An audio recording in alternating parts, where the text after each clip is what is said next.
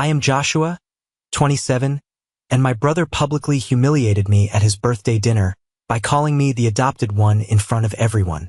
Before I tell you about the explosive truth that cost him absolutely everything, let me know where you are watching from in the comments section down below. The restaurant was the kind of establishment where they do not print the prices on the menus and the lighting makes everyone look softer than they really are. It was an upscale Italian place right in the heart of downtown Chicago.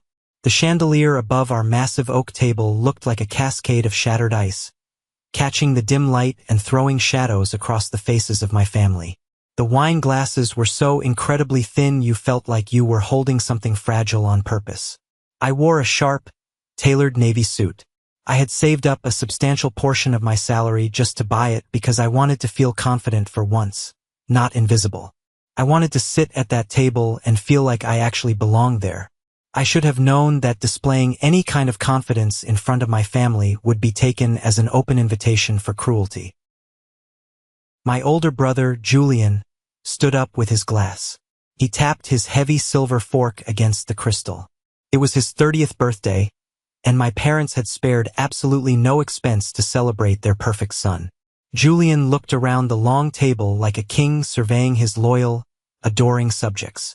He was the golden child, the self-proclaimed successful entrepreneur who drove a pristine black Porsche and wore watches that cost more than a reliable car. His eyes flicked to me first. I felt a cold, familiar knot form deep in my stomach before he even opened his mouth. He smiled brightly at the table, raising his glass of vintage red wine, and said, "Cheers to our real family." He paused just long enough for everyone to lean in, waiting for the heartfelt sentiment. Then his eyes locked onto mine. Except the guy in the navy suit. He's just adopted. The laughter from his friends wasn't loud, but it was incredibly sharp. Every single head turned in my direction. Every smile waited eagerly to see if I would crack under the pressure. I felt the heat rise in my cheeks, a primal urge to stand up and shout, but I forced my muscles to relax. I didn't react. I didn't argue. I didn't defend myself. I slowly picked up my fork, cut another piece of my steak, and kept eating like my dignity was not up for public discussion. I chewed my food calmly, acting as if his venomous words could not even reach me. That was the part Julian fundamentally didn't understand about me. I wasn't staying quiet because I was weak or intimidated. I was staying quiet because my mind was racing, calculating, and deciding exactly how I was going to handle him. 2 hours later, when the plates were finally cleared, the desserts were eaten, and everyone started standing up to get their coats, Julian smoothly slid a small, heavy black leather folder right across the white tablecloth. It stopped directly in front of my plate. He gave me a little arrogant grin that made the skin on the back of my neck go cold. I opened the folder. The bill stared back at me. $2,800. Julian tilted his head, his voice dripping with condescension. "Pay for it as my gift. Consider it a thank you to Mom and Dad for taking you in." In that exact moment, the reality of my entire life crystallized. He didn't just want to embarrass me with a bad joke. He wanted to own me in front of his wealthy friends. He wanted to prove that no matter what suit I wore, I was just the help. I looked at the staggering total, then back at him. I didn't rush. I didn't nervously fumble for my wallet or break into a sweat. I simply placed my hand on the leather folder and slid the bill back toward him. I didn't push it violently or dramatically, just firmly enough to make my point without making a scene. I looked up and caught the eye of the floor manager, a tall, professional guy named Luke who had been hovering near the wait station. "Excuse me," I said, my voice steady and clear. "Can you check whose name the reservation is under?" Julian's smug eyes narrowed for half a second. I saw the gears turning in his head as he calculated whether he could still spin this completely back onto me. Luke nodded respectfully and stepped away to the host stand at the front. When he returned a moment later, his tone was friendly but carried the heavy weight of restaurant policy. "The reservation is under Mr. Julian Cole," Luke stated clearly. "And per our policy for large private parties, we strictly process payment through the person who booked the table and placed the card on file." Julian's flawless smile twitched violently. A muscle in his jaw jumped. He glanced frantically around the table looking for backup, waiting for someone to laugh it off or for my parents to step in and save his pride. Nobody moved an inch. His friends suddenly became intensely fascinated with checking the screens of their phones. My parents stared fixedly at the expensive floral centerpiece like it might suddenly start talking to them. "Fine," Julian snapped, his voice a little too loud and incredibly sharp as he practically ripped his premium credit card out of his wallet. "I was just testing him. You know how sensitive he gets." I just sat back in my chair and watched him tap his card against the machine. I watched the reader beep loudly in the quiet room. I watched Luke thank him gracefully like absolutely nothing out of the ordinary had happened. It was a tiny, insignificant victory on paper, but I could feel the massive shift in the air. For once in his entire life, Julian had been forced to literally pay for the moment of cruelty he created. Outside the restaurant, the freezing Chicago night air hit my face like a physical wall. I took a deep, shaky breath, watching my breath turn into white clouds under the streetlights. Julian walked out through the revolving doors right behind me, his expensive leather shoes clicking fast and aggressively against the concrete pavement. His anger was slipping right through his carefully maintained, perfect posture. "You really embarrassed me in there," Julian hissed, stepping dangerously close to my personal space and keeping his voice low enough that our parents wouldn't hear him from the doorway. "You made me look incredibly cheap in front of my investors." I stopped walking. I slowly turned around to look him dead in the eye, refusing to back down a single inch. "You did that all by yourself, Julian." His jaw tightened so hard I thought his teeth might crack. For a split second, his hands balled into fists, and I genuinely thought he might actually throw a punch right there on the sidewalk. Instead, he heard the revolving doors spin again. He immediately turned toward our parents as they stepped out into the cold. Within a millisecond, he completely changed his face. He put on the wounded, victimized expression that had always worked flawlessly on them since we were kids. "Mom," Julian said, his voice suddenly going soft and heavily burdened. "Did you hear how Joshua just talked to me? After I invited him to celebrate with my friends." My mother, Martha, didn't even hesitate to process the situation. She marched directly over to me and grabbed my forearm. Her acrylic nails dug into the fabric of my suit jacket.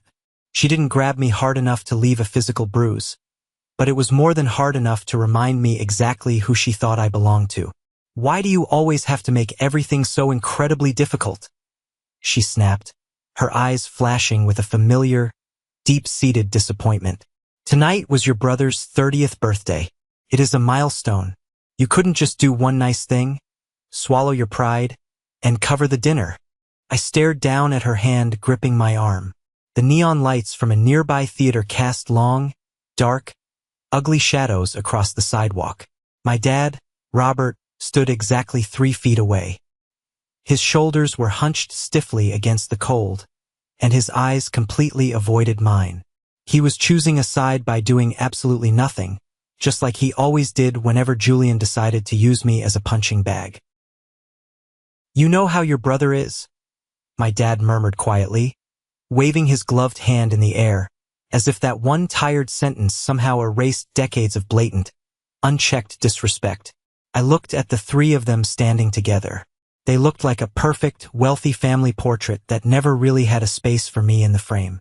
I took a slow breath and forcefully pulled my arm completely free from my mother's tight grip. "And you know exactly how I am?" I said, my voice completely devoid of any warmth. "I'm done." I didn't wait for a response. I turned my back on them, pulled my keys from my pocket, got into my car, and slammed the door shut. I started the engine and merged violently into the city traffic. The whole way back to my apartment, my phone sat in the passenger seat, lighting up the dark cabin with rapid-fire messages I completely refused to open. By the time I finally pulled into my parking garage, I already knew exactly what was coming next. They weren't upset that Julian had called me a fake family member. They were furious that, for the very first time, I refused to pay the physical and emotional price for his massive ego.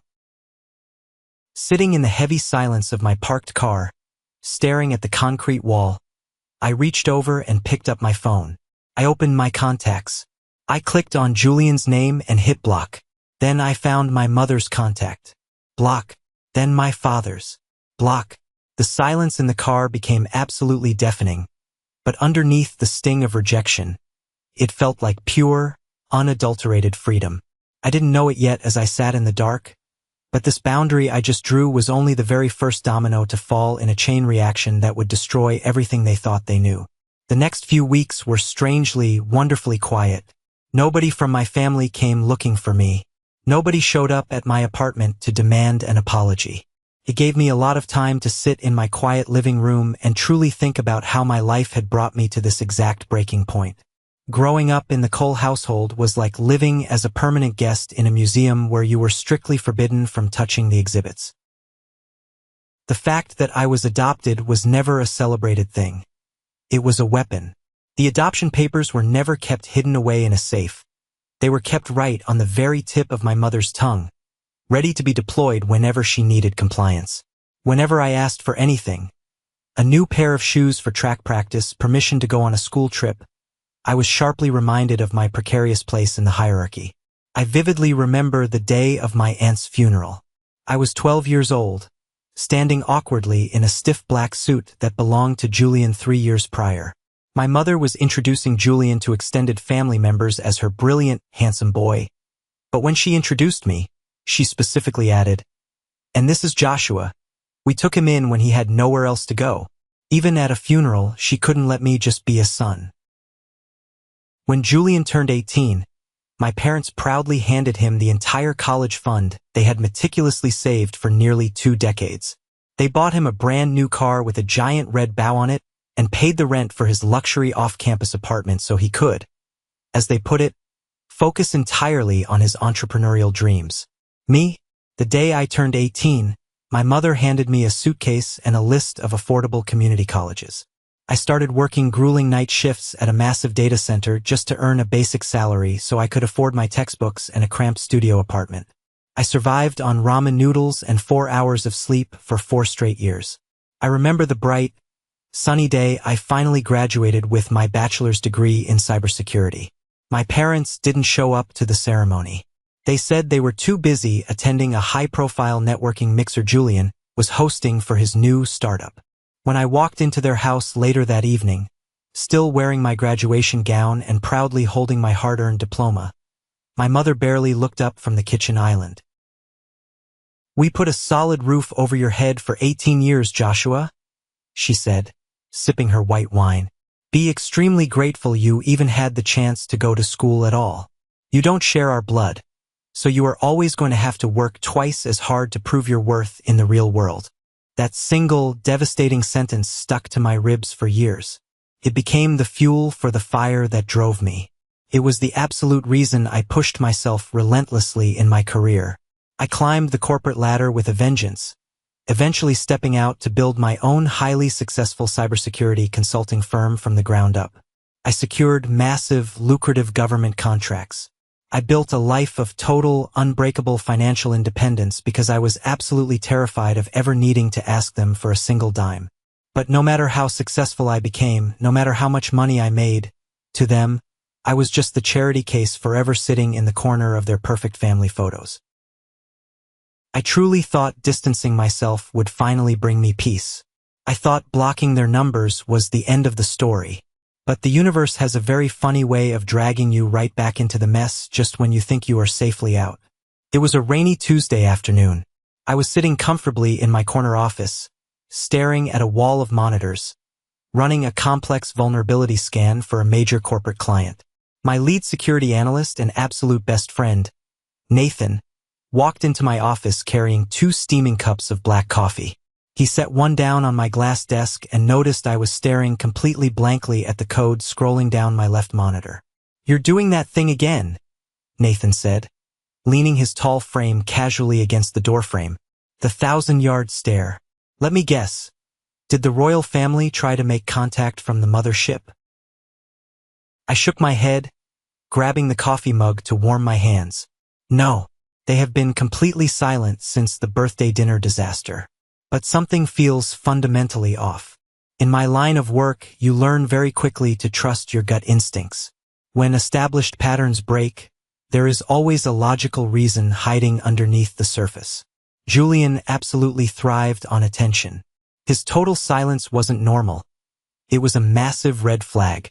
I swiveled my chair around, opened a secure, encrypted browser, and started doing exactly what I do best: digging for the truth. I didn't need to illegally hack into anything.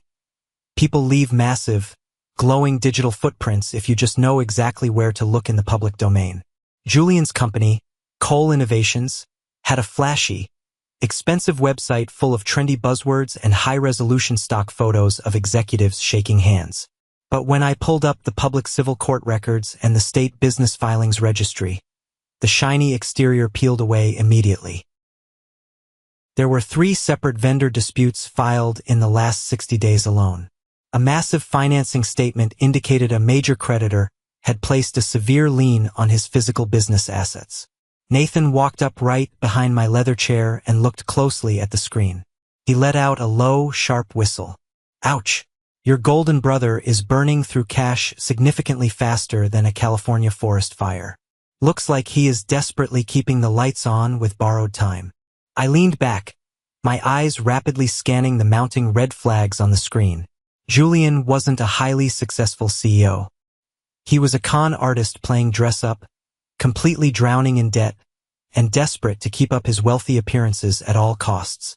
Just as my finger hovered over the mouse to close the investigative tabs, a loud ping echoed in the quiet office. An email notification popped up on my personal phone sitting on the desk. It wasn't from Julian, and it wasn't from my parents. It was from my older cousin, Cameron. We hadn't spoken a single word to each other since a family funeral over 2 years ago. The subject line of the email read, "Emergency. We really need to talk about Julian right now." I frowned and tapped the screen to open the email. It was frantic, poorly typed, and desperate. She claimed Julian was in way over his head, that my parents were stressed beyond belief, and she practically begged me to meet her for an emergency lunch the very next day. A cold, heavy sense of dread washed entirely over me, settling deep in my chest. Julian's sinking ship wasn't just going down quietly. It was starting to aggressively pull other people down into the dark water with him. I agreed to meet Cameron at a crowded, noisy diner downtown the following afternoon. The smell of cheap frying oil and stale coffee hung heavy in the air. When I walked to the back booth, Cameron looked absolutely exhausted. Her expensive makeup was slightly smudged under her eyes, and her hands were wrapped so tightly around a thick ceramic coffee mug that her knuckles were entirely white. The moment I slid into the vinyl booth across from her, she didn't even say hello. She just launched straight into her performance. "Joshua, thank God you came," she whispered urgently, leaning her body aggressively across the sticky table. "You have absolutely no idea how incredibly bad things are at home right now. Aunt Martha and Uncle Robert are completely falling apart." Julian's business took a slight, unexpected hit with the market downturn, and the stress is literally killing your parents. I kept my face perfectly neutral, not giving her a single ounce of the emotional reaction she was digging for. "A slight hit? Cameron, public court records clearly show he has multiple heavy liens on his equipment and lawsuits pending from suppliers." Cameron waved her hand dismissively, trying to brush away the concrete facts. "It is just a temporary cash flow problem. Everyone goes through it. But Joshua, they desperately need your help. You make great money now with your fancy tech stuff. If you just pulled some cash from your corporate savings, maybe gave Julian a small, short-term loan, it would entirely save the family. Think of everything they did for you. They gave you a home when nobody else wanted you." I sat perfectly still and stared at her. She was shamelessly using the exact same emotional manipulation tactics my mother had used on me for my entire life. But I wasn't a scared 20-year-old kid anymore. While she was rambling on, aggressively trying to trigger my guilt, I casually pulled out my phone beneath the table. I quickly pulled up the public investor registry document for Julian's latest so-called funding round that I had found the night before. I rapidly scrolled past the fake corporate LLC names until I hit the list of individual contributors. There it was, printed in black and white. Cameron Davis, $50,000. I slowly brought my phone up and set it face up right in the middle of the table. You didn't call me here because you care about my parents' failing health, Cameron. She stopped speaking mid-sentence. Her mouth hung slightly open as her eyes dropped directly to the glowing screen. You gave him 50 grand, I said, my voice completely flat and devoid of any sympathy. You are an unsecured individual investor.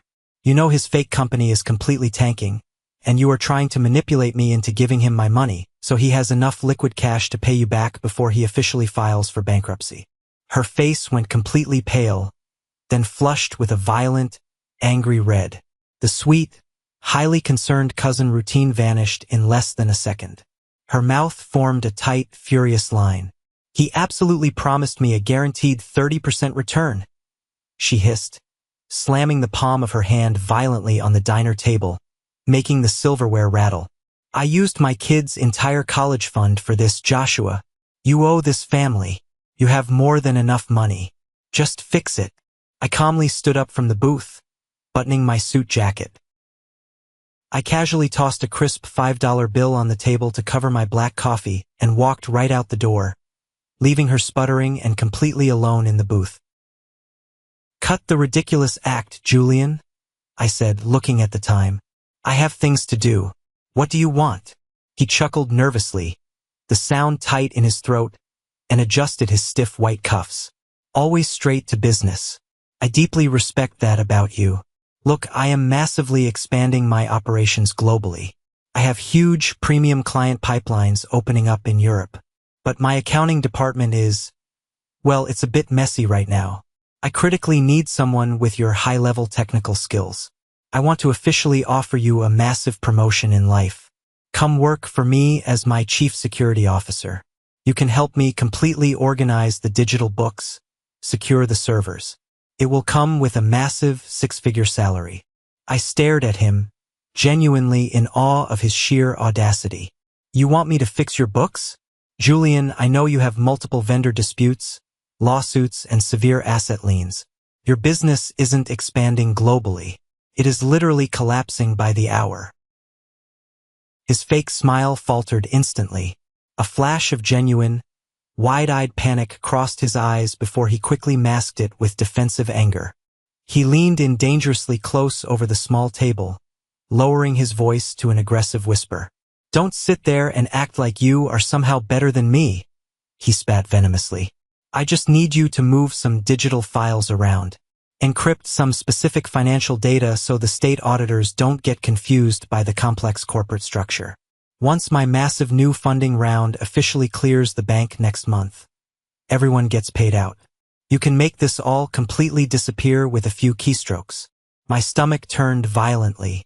He didn't want an employee. He wanted a highly skilled accomplice. He wanted me to use my hard-earned cybersecurity credentials to illegally hide his massive financial fraud. You want me to literally commit a federal felony for you? I said calmly, leaning back in my chair. It's absolutely not a felony. It is corporate restructuring, he argued, his face turning an angry, blotchy red. Come on, Joshua. You owe me. Who exactly do you think convinced Mom and Dad to keep you around when you were a difficult teenager and things got incredibly tough? I felt my jaw clench so hard my teeth ached. You loudly taught me I am not real family, Julian. You literally toasted to it. So do not ask me to carry your criminal mess. I grabbed my heavy winter coat and stood up. Julian slammed his clenched fist violently onto the table, rattling the half-empty coffee cups and drawing stares from the nearby customers. If you walk away from me right now, you are completely dead to this family. You hear me? He yelled, totally losing control.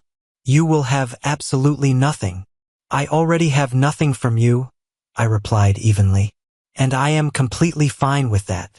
I turned and walked out into the busy street, leaving him fuming in the corner. The dominoes began falling significantly faster than even I had analytically anticipated. Exactly 1 week after our tense Starbucks meeting, the very first major lawsuit hit the public court records. Matthew, a massive corporate hardware supplier out of Texas, officially sued Julian's company, Cole Innovations, for severe fraud and blatant breach of contract.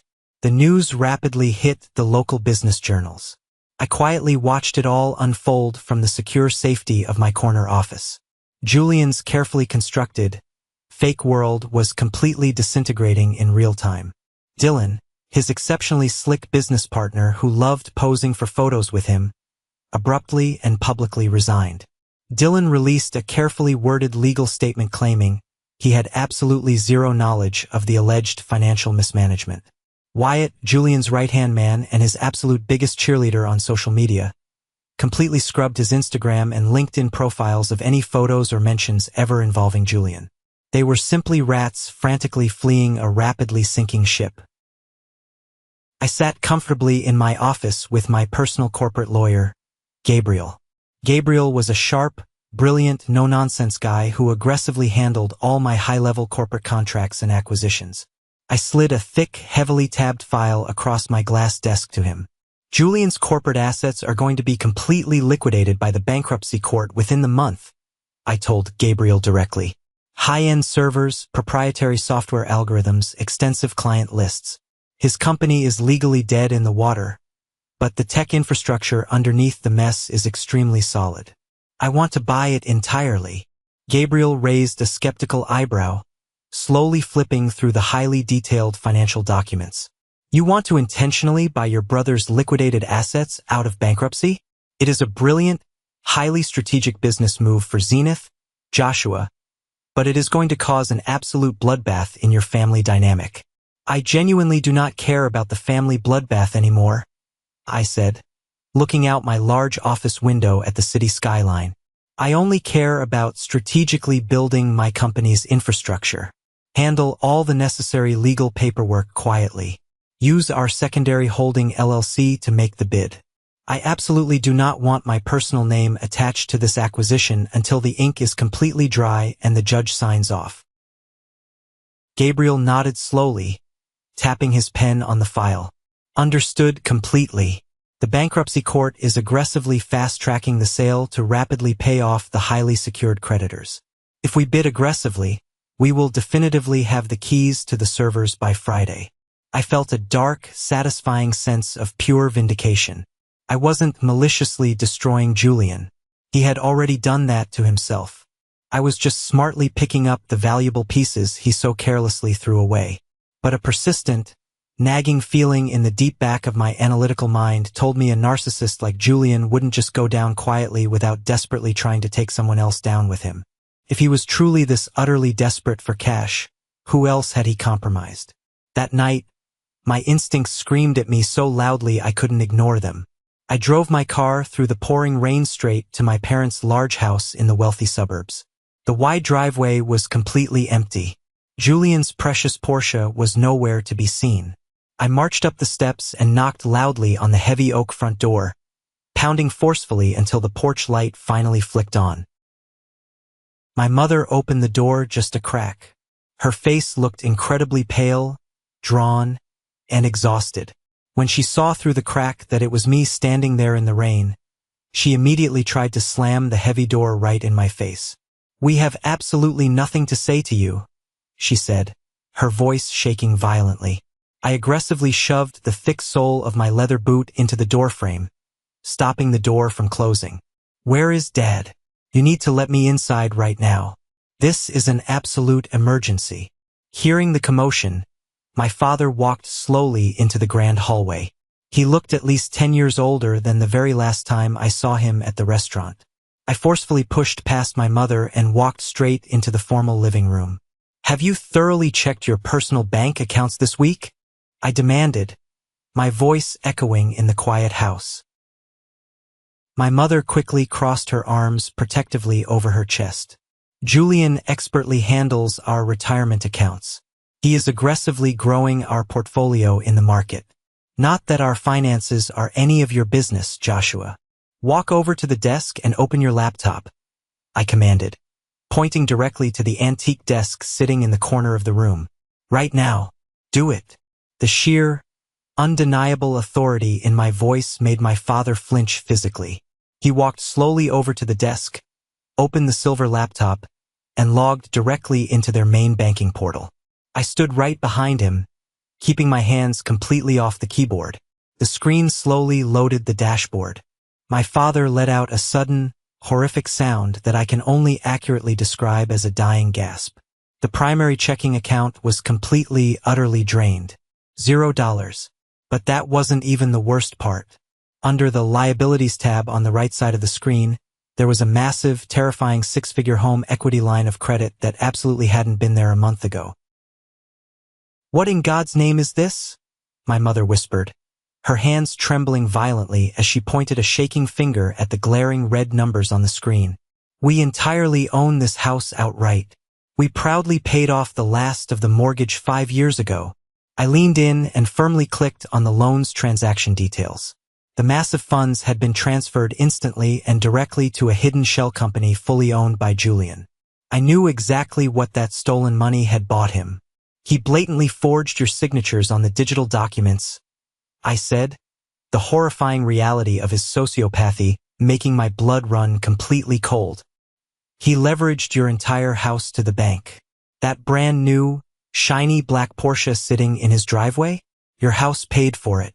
His luxury vacations to Europe?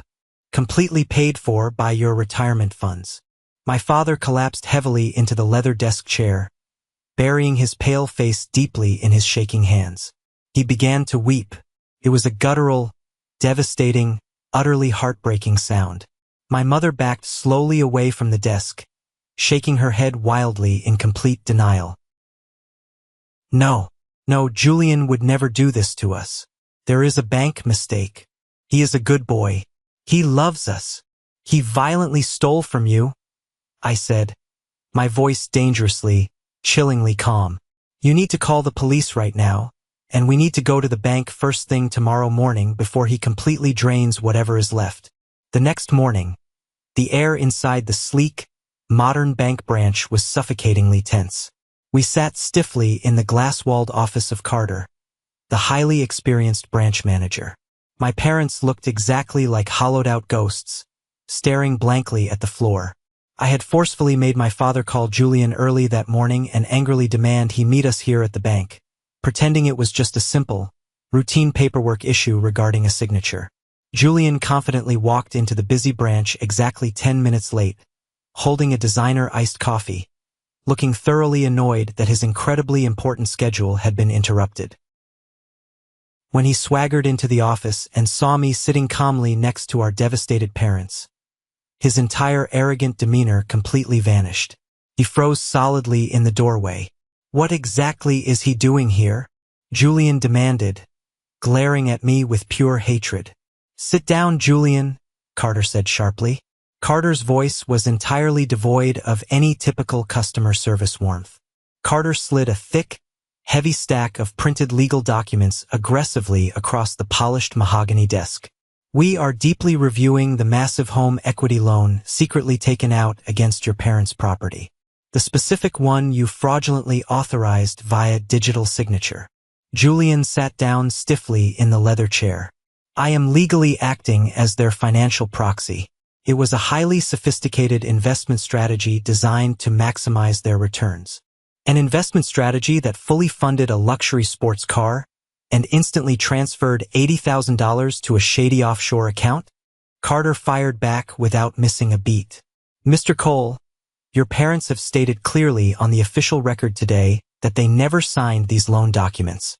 Furthermore, the IP address used to authorize the loan tracks back directly to your company's office router." Julian's face went chalk white. The blood completely drained from his lips. He looked desperately at my mother, his eyes pleading for salvation. "Mom, please tell them. Tell them you explicitly gave me verbal permission. I just needed some quick runway to bridge a gap. The business is about to take off massively. I'll pay you back double by next month." My mother slowly looked at him. For the very first time in her entire life, the grand illusion completely shattered. She didn't see the perfect golden child anymore. She vividly saw the desperate man who was entirely willing to let her die homeless in the street just to maintain his fragile, wealthy ego. She turned her head away in disgust and began to cry quietly into her hands. "You ruthlessly stole our house?" my father choked out, his knuckles completely white as his hands violently gripped the armrests of his chair. "You stole absolutely everything we worked for our entire lives."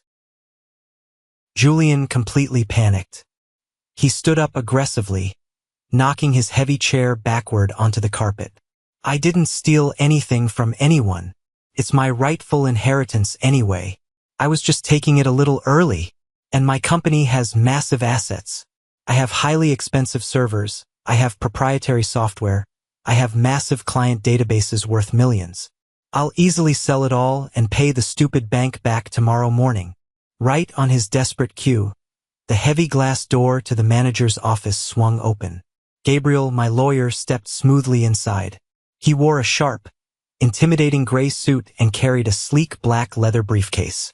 He walked with total confidence directly over to me and handed me a thick, court-certified folder with a red seal. "Sorry I'm a bit late, Joshua," Gabriel said smoothly, his eyes briefly flicking to Julian. "The bankruptcy judge just signed the final binding orders." Julian looked wildly at Gabriel, utterly confused and entirely cornered. "Who the hell are you?" Gabriel turned to Julian with a highly polite, utterly devastating smile. "I represent Zenith Security Solutions. As of 9 o'clock exactly this morning, the Federal Bankruptcy Court has officially approved the total liquidation of Cole Innovations to partially satisfy your massive secured creditors." "So what?" Julian sneered, sweating profusely now, wiping his forehead with his sleeve. "I will simply negotiate an aggressive buyback with the new buyers." "You absolutely don't have to," I said, slowly standing up from my chair. I opened the court folder and tossed the legally binding title deed directly onto the desk, right in front of his face. "You can just negotiate with me." Julian stared blankly at the thick paper. His eyes darted frantically from the Zenith logo on the top of the document to my calm face. The horrifying realization hit his brain like a physical, crushing blow to the chest. "Zenith," Julian breathed out, his voice shaking uncontrollably. That's your company." "I bought it all, Julian," I said, my voice echoing coldly in the small glass office. "I bought your precious servers. I bought your supposedly brilliant software. I bought your entire client list for absolute pennies on the dollar at the court auction. You completely failed. You do not have a company anymore. You do not have any assets to sell. You have absolutely nothing." Julian lunged violently forward, his hands slamming aggressively onto the mahogany desk. "You maliciously planned this. You deliberately stole my entire company from me." "I didn't steal a single thing," I replied coldly, staring him down.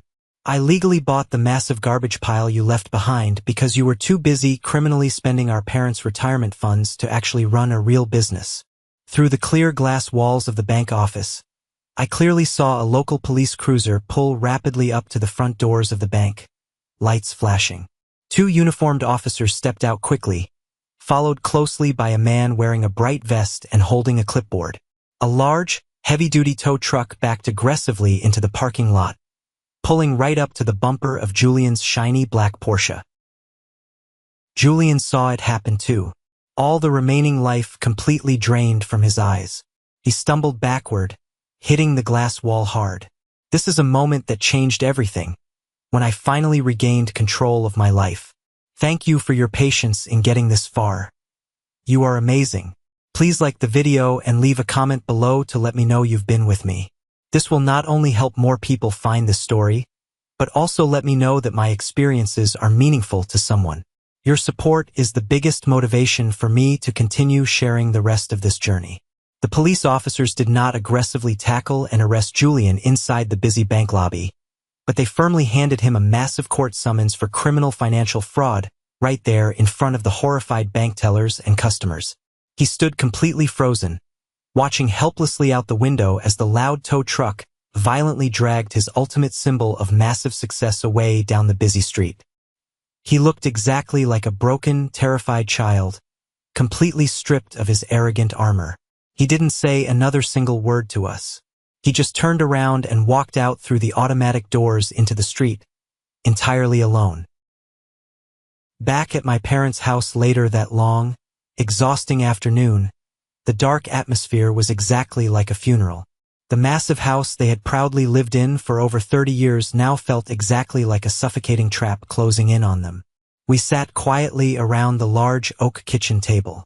The silence was incredibly heavy, thick, and suffocating. My mother kept rubbing her temples, staring blankly at the wood grain. Suddenly, she reached desperately across the table and tried to grab my hand. I pulled it back instinctively, leaning away from her touch. "Joshua," she sobbed loudly, thick tears streaming steadily down her wrinkled, tired face.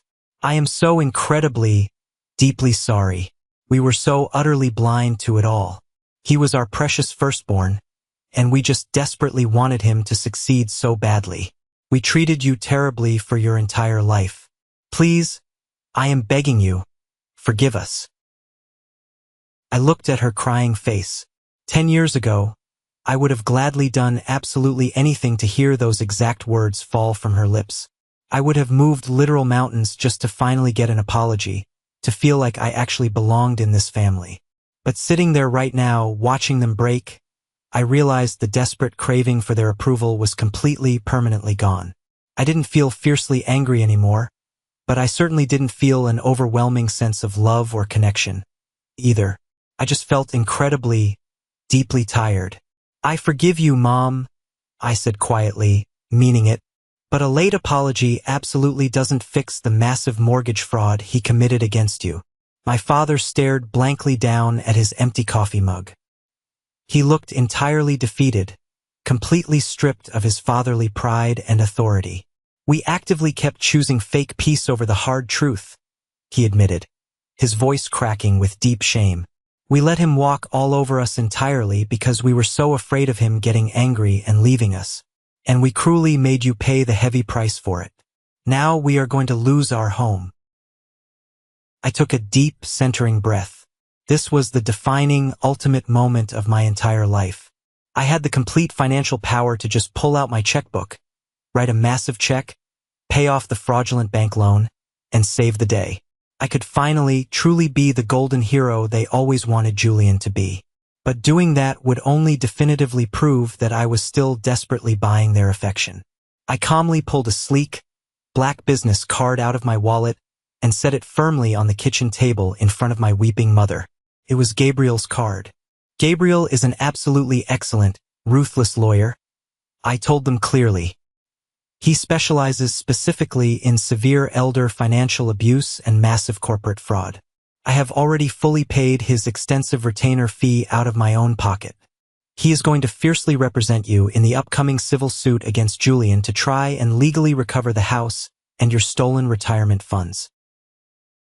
My mother looked up, a sudden bright glimmer of desperate hope flashing in her tear-filled eyes.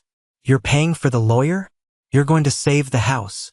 "I am strictly paying for the top-tier legal representation," I clarified firmly, shattering her assumption. "I will make absolutely sure you do not have to navigate the complex, terrifying court system entirely alone.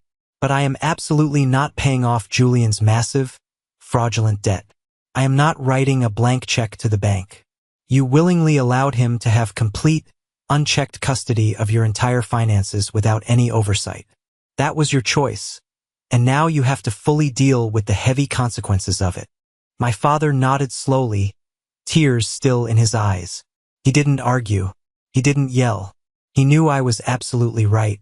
"Are you going to at least come stay with us?" my mother asked, her voice small, almost pleading. "Just until this terrible situation blows over?" I stood up slowly from the table. I looked around the large, beautiful kitchen, the room where I had eaten hundreds of silent meals, feeling exactly like an uninvited, unwanted guest. "No," I said firmly, my voice echoing slightly. "I have my own life. I have a rapidly growing company to run. I will check in on you occasionally, and Gabriel will strictly handle the massive legal mess." But I am absolutely not moving backward into this house. I walked with purpose to the front door. Neither of them tried to stop me or beg me to stay. As I stepped out onto the front porch, pulling my coat tight against the cold, I felt the crushing, heavy weight of my entire childhood finally slide completely off my shoulders. I had finally drawn an unbreakable iron boundary. I protected them from total legal ruin, but I fiercely protected myself first. I wasn't the adopted kid begging for scraps of love anymore. I was a man who knew his own unshakable worth, and I was never going to let anyone discount it ever again. Exactly 1 year and 2 months passed since the day I walked out of my parents' front door and left them to face the brutal reality of my brother's financial crimes. Time has a funny way of clarifying things. When you remove yourself from a highly toxic environment, you do not just heal. You actually get to meet the person you were supposed to be all along. My company, Zenith Security Solutions, experienced a massive period of explosive growth. It turned out that the high-end servers and proprietary software algorithms I bought at the bankruptcy auction from Julian's liquidated company were incredibly valuable once they were actually put in the hands of competent engineers. We integrated his former tech infrastructure entirely into our own network. I used the very tools he squandered to secure 3 major federal contracts within 6 months. We moved into a gorgeous new office space in downtown Chicago, complete with floor-to-ceiling windows overlooking the skyline. I remember standing in the climate-controlled server room one late Friday afternoon, listening to the steady, powerful hum of the massive server racks. My lead analyst, Nathan, walked in holding a clipboard. He patted the side of a sleek black server tower that still had a faded inventory sticker from Cole Innovations on the back panel. All systems are fully integrated and running at maximum capacity, Nathan said, checking a box on his list. I have to admit, Joshua, buying his liquidated assets for pennies on the dollar was the best corporate acquisition we ever made. Your brother might have been a complete fraud as a businessman, but he had incredibly expensive taste in hardware. I smiled slightly, looking at the blinking green lights. He always loved the shiny exterior. He just never cared about building a solid foundation underneath it. My foundation, on the other hand, was absolutely rock solid. I had finally built a life that required no one's permission and sought no one's applause. I gave myself the promotion I deserved. I paid my employees a generous salary. I was completely at peace. As for my parents, their reality looked vastly different. Gabriel, the ruthless corporate lawyer I hired to represent them, fought an absolute war in the civil courts for 10 agonizing months. Gabriel managed to prove that Julian had maliciously forged their signatures and committed severe financial fraud. However, the legal victory was bittersweet. While they were not held criminally liable for Julian's massive debts, the bank still foreclosed on the large suburban house. The stolen money was already gone, funneled away into Julian's lavish lifestyle and terrible investments. My parents had to sell almost all their expensive furniture, their antique art, and the luxury cars they had proudly driven for years just to cover the remaining tax liabilities. They moved out of the wealthy suburbs and rented a modest, 2-bedroom apartment in a much quieter, working-class neighborhood. My mother, who had not worked a single day since I was adopted, had to take a part-time job as a cashier at a local bakery to help pay the monthly rent. My father, who used to boast to his country club friends about his massive retirement portfolio, started driving a delivery truck 3 days a week to afford their basic groceries. I did not abandon them entirely, but I strictly maintained the iron boundary I had set that night in their kitchen. I called them once a week on Sunday afternoons. The conversations were polite, incredibly brief, and completely devoid of the old emotional manipulation. They never once asked me for money. Gabriel had made it exceptionally clear to them that my financial support ended at his legal retainer fee. During one of our Sunday calls, my father sounded exhausted but strangely grounded. "Your mother brought home some day-old bread from the bakery today," he told me over the phone. "It's hard work, Joshua. My back aches constantly. But we are managing. We are learning how to live within our actual means." He paused for a long moment. The line was quiet. "I drove past your new office building downtown yesterday while I was on my delivery route," my father said quietly. It looks incredibly impressive. I just wanted to say that I am proud of you. I know I never said that when you were growing up, but I am saying it now. I sat at my desk, looking out at the city. 10 years ago, that sentence would have made me cry. Now, it just felt like a simple statement of fact.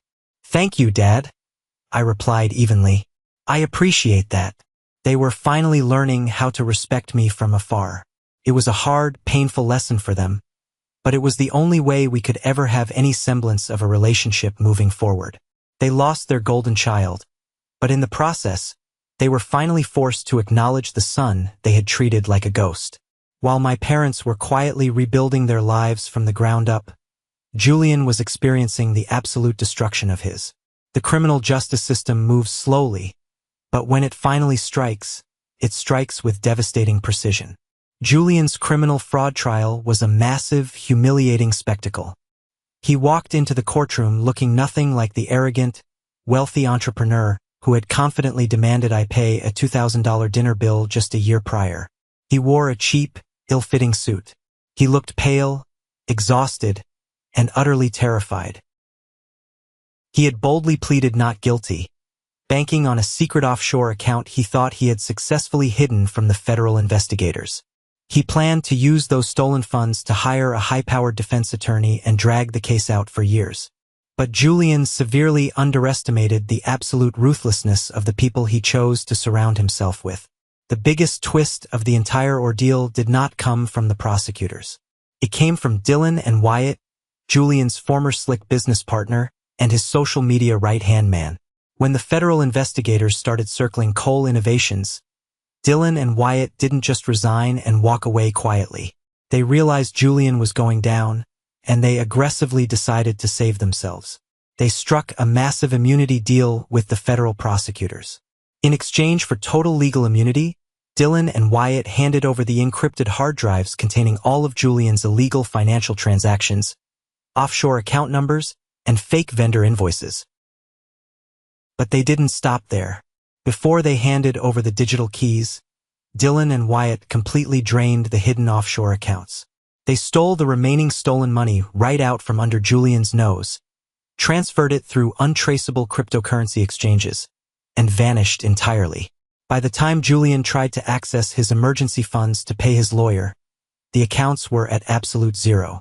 I actually attended the second day of the trial. I sat quietly in the back row of the courtroom. I watched Julian's face when Dylan confidently took the witness stand. Julian looked absolutely betrayed, his mouth hanging open in shock as his former best friend coldly and methodically detailed every single illegal action Julian had ever taken. Dylan looked right at Julian and threw him completely under the bus without a single ounce of hesitation. Julian had spent his entire life valuing fake loyalty and buying his friends with expensive dinners and VIP access. In the end, those exact same friends happily sold his freedom for a plea deal and a payout. Because of the overwhelming evidence provided by Dylan, the jury deliberated for less than 4 hours. Julian was found guilty on multiple counts of wire fraud, bank fraud, and severe elder financial abuse. He narrowly avoided a lengthy federal prison sentence only because it was his first offense and the judge took pity on his severe panic attacks in the courtroom.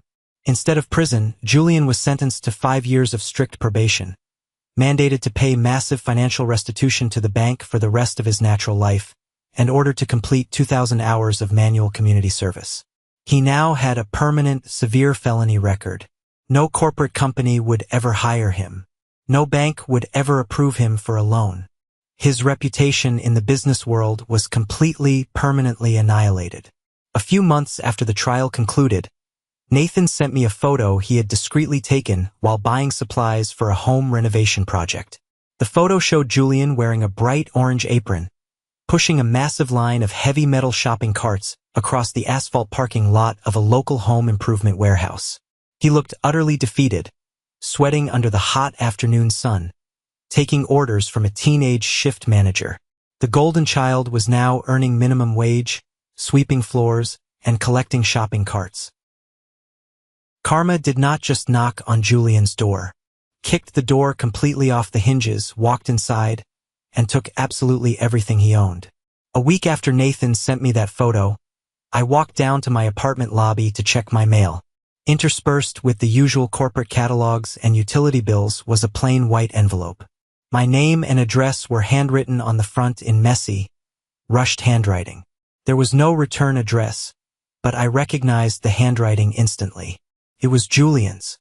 I took the envelope upstairs, poured myself a cup of black coffee, and sat down at my kitchen island. I stared at the sealed envelope for a long time. Part of me wanted to throw it directly into the trash shredder. But another part of me needed to see exactly what he had to say from the absolute bottom of the pit he dug for himself. I grabbed a knife, sliced the envelope open, and unfolded the single sheet of lined notebook paper inside. The letter was not a perfect, eloquent apology. It was messy, slightly defensive in places, and completely unpolished. But buried right in the middle of his rambling paragraphs was a single line of absolute, raw honesty. Julian wrote, "I hated you, Joshua. I hated you from the day Mom and Dad brought you home. I hated that you could just sit in your room and be okay with being alone. I spent my entire life performing for them, begging them to look at me, bankrupting myself just to hear people clap when I walked into a room. And you never needed any of it. I hated how easily you survived without needing their applause. And I hate myself for needing it so badly that it ruined my entire life." I read that paragraph 3 times. I ran my thumb over the blue ink. For 27 years, I thought my family treated me terribly because I was inherently flawed. I thought the fact that I was adopted meant I was a secondary character in their lives, a charity case that was physically incapable of earning their true love. I killed myself trying to prove my worth, trying to show them I was smart enough, successful enough, and good enough to belong at their dinner table. But reading Julian's letter, the final piece of the puzzle violently snapped into place. They didn't mistreat me because I was weak or unworthy. They mistreated me because I was independent. My ability to exist without their constant validation terrified them. Julian needed to be worshipped to feel alive, and my parents needed to be needed to feel important. Their entire toxic dynamic was built on a fragile foundation of mutual dependency. By stepping out of that dynamic, by refusing to play their games, I became a mirror reflecting all of their massive insecurities back at them. I didn't write back to Julian. I didn't text him. I didn't try to seek him out at his retail job to gloat or offer a condescending hand of forgiveness. I simply folded the piece of notebook paper, walked over to my home office, and dropped it directly into the paper shredder. I listened to the satisfying sound of the machine grinding the paper into tiny, unreadable strips. Some doors absolutely do not need to be reopened just to prove that you have successfully healed. Sometimes, the most powerful response you can possibly give to someone who tried to destroy you is total, uninterrupted silence. I walked out onto my apartment balcony and looked out over the sprawling city. The air was crisp and clean.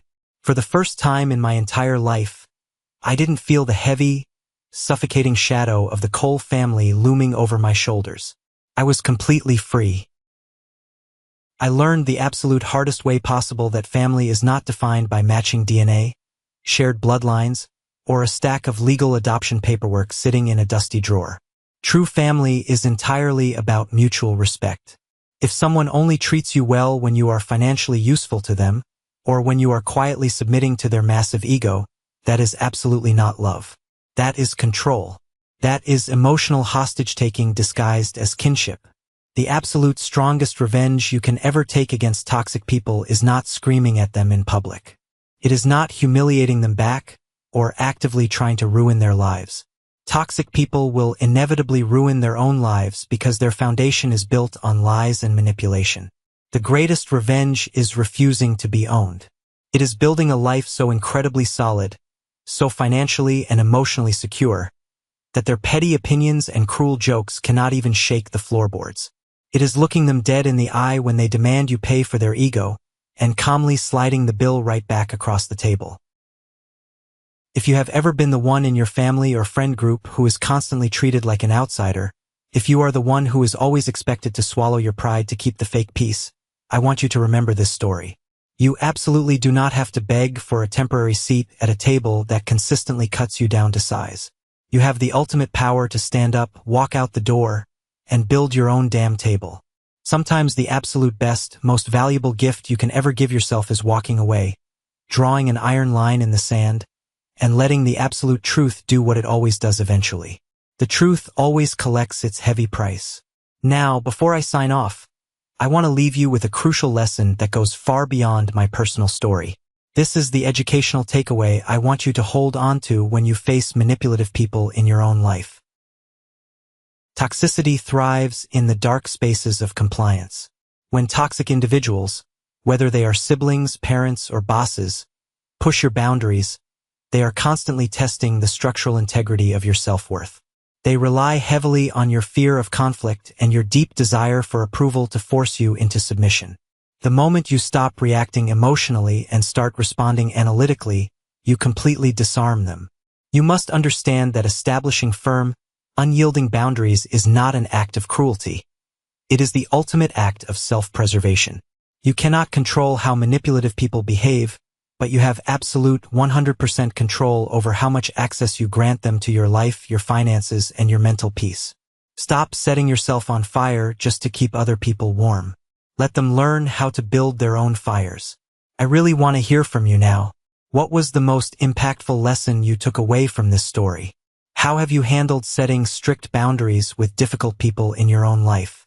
Drop your thoughts in the comments down below so we can discuss it. Or, if this story truly resonated with you and you simply agree with the lessons shared today, just drop the word "good" in the comments. It lets me know that my experiences have brought value to your day. Thank you so much for listening, for standing by me through this journey, and for being part of a community that values truth and respect. Stay strong, protect your peace, and I will see you in the next video.